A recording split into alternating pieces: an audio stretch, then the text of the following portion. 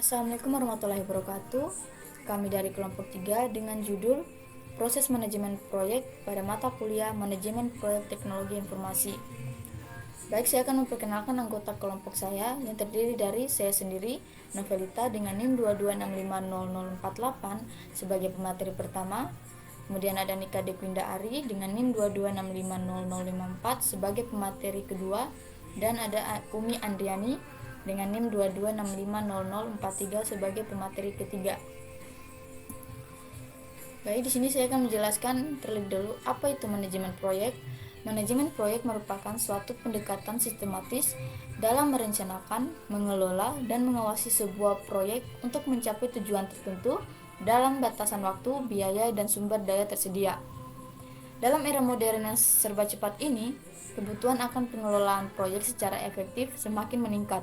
Organisasi baik kecil maupun besar memerlukan pendekatan sistematis untuk memastikan bahwa proyek dapat selesai tepat waktu, sesuai anggaran, dan memenuhi kualitas yang diinginkan. Manajemen proyek pula berfungsi sebagai kerangka kerja untuk mengelola tugas-tugas kompleks dengan meminimalkan risiko dan memaksimalkan efisiensi. Baik, kita masuk ke pembahasan pertama, yaitu tahapan proses manajemen proyek. Adapun tahapan proses manajemen proyek ini berdasarkan kerangka kerja PMBOK atau Project Management Body of Knowledge. Yang pertama itu ada inisiasi atau initiation, yang dimana mengidentifikasi kebutuhan atau peluang yang akan dipecahkan oleh proyek. Kemudian penentu tujuan proyek dan stakeholder utama. Ketiga ada dokumen penting seperti project charter atau piagam proyek. Kemudian yang kedua ada perencanaan atau planning, yang dimana dia membuat rencana kerja yang berdetail untuk memastikan kelancaran proyek. Penyusunan WBS atau work breakdown struktur. Kemudian ada penjadwalan, estimasi anggaran, dan pengalokasian sumber daya. Yang ketiga ada pelaksanaan atau execution, yang dimana dia terisi implementasi dari rencana yang telah disusun. Kemudian ada pengelolaan tim, komunikasi dan distribusi tugas, serta pemastian kualitas hasil kerja sesuai standar yang ditetapkan. Kemudian yang keempat ada pemantauan dan pengendalian atau monitoring and controlling, yaitu dia berguna untuk mengawasi progres proyek secara berkala, mengidentifikasi risiko atau masalah yang muncul selama proyek berlangsung, membuat laporan kinerja proyek.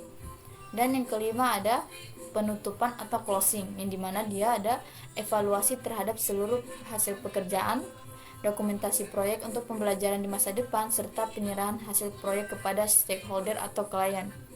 Baik, itu saja yang dapat saya jelaskan pada materi pertama. Selanjutnya akan dilanjutkan oleh teman saya Nika Dekwinda Ari sebagai pemateri kedua. Terima kasih. Baiklah, untuk materi selanjutnya yaitu materi kedua mengenai tantangan dalam manajemen proyek. Tantangan dalam manajemen proyek ada beberapa hal, yaitu yang pertama ada perubahan skop proyek, atau ketika kebutuhan atau ekspektasi stakeholder berubah selama proyek berlangsung. Kedua, keterbatasan anggaran dan waktu, yaitu ketidaksesuaian antara sumber data yang tersedia dengan kebutuhan proyek. Kemudian ada komunikasi tim, yaitu kurangnya komunikasi yang dapat menyebabkan kesalahpahaman yang berdampak pada hasil proyek. Oke, baik. Di sini saya sebagai pemateri ketiga akan melanjutkan poin ketiga tentang strategi meningkatkan efektivitas manajemen proyek.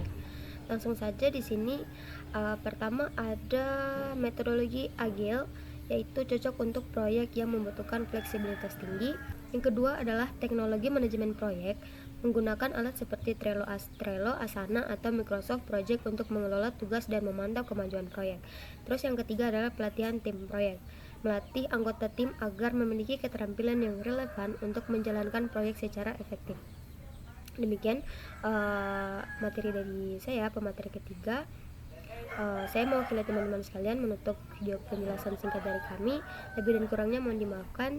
Wassalamualaikum warahmatullahi wabarakatuh.